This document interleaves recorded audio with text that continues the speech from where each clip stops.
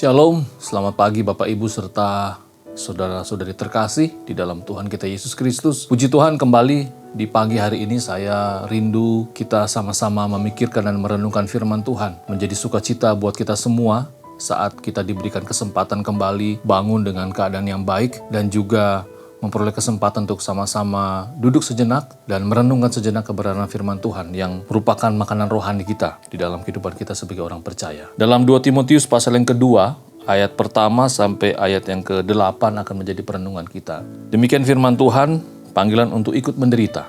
Sebab itu, hai anakku, jadilah kuat oleh kasih karunia dalam Kristus Yesus. Apa yang telah engkau dengar daripadaku di depan banyak saksi, percayakanlah itu kepada orang-orang yang dapat dipercayai, yang juga cakap mengajar orang lain. Ikutlah menderita sebagai seorang prajurit yang baik dari Kristus Yesus. Seorang prajurit yang sedang berjuang tidak memusingkan dirinya dengan soal-soal penghidupannya, supaya dengan demikian ia berkenan kepada komandannya. Seorang olahragawan hanya dapat memperoleh mahkota sebagai juara apabila ia bertanding menurut peraturan-peraturan olahraga. Seorang petani yang bekerja keras haruslah yang pertama menikmati hasil usahanya. Perhatikanlah apa yang kukatakan. Tuhan akan memberi kepadamu pengertian dalam segala sesuatu. Ingatlah ini, Yesus Kristus yang telah bangkit dari antara orang mati, yang telah dilahirkan sebagai keturunan Daud, itulah yang kuberitakan dalam Injilku. Sekali lagi ayat yang ke-8, ingatlah ini, Yesus Kristus yang telah bangkit dari antara orang mati, yang telah dilahirkan sebagai keturunan Daud, itulah yang kuberitakan dalam Injilku. Bapak Ibu Saudara terkasih, puji Tuhan, kita masih dalam suasana Paskah, masih dalam suasana sukacita kebangkitan Tuhan kita Yesus Kristus. Tetapi dalam suasana seperti ini kita kembali lagi diingatkan tentang tugas tanggung jawab kita sebagai orang percaya. Sama seperti Rasul Paulus yang juga menikmati sukacita oleh karena pengorbanan dan kebangkitan Tuhan Yesus Kristus, tetapi dia tidak pernah lupa untuk tanggung jawabnya. Kembali kita bisa melihat bagaimana Rasul Paulus mengingatkan Timotius di sini tentang tugas tanggung jawabnya sebagai seorang hamba Tuhan, bahwa salah satu tugas yang sangat penting dalam konteks seorang hamba Tuhan adalah memberitakan Injil atau menyampaikan pengajaran tentang Injil, yang titik beratnya adalah berbicara tentang Yesus Kristus yang telah bangkit dari antara orang mati, yang telah dilahirkan sebagai keturunan Daud, itulah yang menjadi berita dalam Injilku. Jadi dalam konteks kita sekali lagi, bahwa kita bukan saja bersyukur, tetapi kita juga punya tugas tanggung jawab dalam konteks saya sebagai orang tua, sebagai kepala rumah tangga, punya tugas tanggung jawab juga menyampaikan atau mengajarkan tentang Injil. Ya tentunya bicara tentang siapa Tuhan kita Yesus Kristus. Dalam konteks Bapak Ibu Saudara, dalam konteks di pekerjaan juga sama. Kita juga punya tugas tanggung jawab menjadi pemberita Injil, menjadi pembawa Injil, yaitu menceritakan Yesus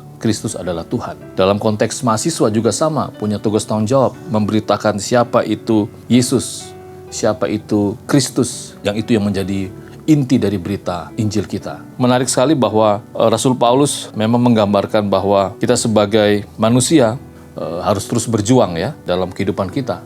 Bahwa dalam kehidupan kita sebagai orang percaya memang kita punya peran masing-masing ya. Kalau kita mau jujur memang tidak semua kita punya latar belakang memadai untuk menyampaikan tentang berita Injil. Tetapi menarik dikatakan oleh Rasul Paulus dalam ayat yang ke-7, perhatikanlah apa yang kukatakan, Tuhan akan memberi kepadamu pengertian dalam segala sesuatu. Pengertian. Artinya Tuhan akan menolong kita, akan memampukan kita, akan membukakan hikmat kepada kita. Sehingga berita tentang Injil atau berita tentang Yesus yang bangkit dari antara orang mati itu dapat kita sampaikan kepada orang-orang yang kita kasihi. Dengan bahasa kita dapat menjelaskan itu kepada anak-anak kita. Dengan bahasa dan konteks kita juga dapat menjelaskan itu kepada rekan-rekan sekerja kita. Dan itu menjadi sukacita buat kita. Memang tidak mudah, tetapi Rasul Paulus memberikan contoh bahwa sebagai seorang prajurit juga itu menjadi tugas tanggung jawabnya. Ya, dia bekerja, dia mengabdi, ya bahkan dalam situasi kondisi tertentu dia tidak mementingkan dirinya. Dalam konteks olahragawan juga sama, dia harus berjuang ya untuk mendapatkan mahkota keberhasilan. ya, dengan berbagai macam aturan yang ada. Bahkan juga seorang petani juga harus bekerja keras agar dia mendapatkan hasil. Dalam konteks itu juga sama.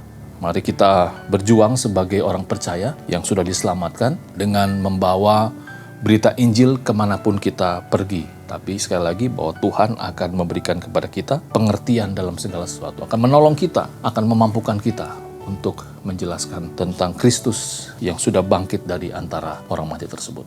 Mari kita berdoa. Tuhan, terima kasih. Kami sungguh bersyukur karena kembali ada penghiburan bagi kami sebagai orang-orang percaya. Di tengah-tengah situasi kondisi kami diingatkan kembali bahwa kami punya tugas tanggung jawab. Ya, kemanapun kami pergi, bahwa berita tentang Kristus Yesus yang adalah Tuhan, itu harus kami sampaikan. Memberikan kami hikmat dan kebijaksanaan. Terima kasih Bapa, mampukan kami agar kami berani, mampukan kami agar kami penuh dengan sukacita untuk menyampaikan kabar sukacita ini. Terima kasih Bapa, berkati apa yang kami kerjakan hari ini dan juga memberkati orang-orang yang kami kasihi. Amin.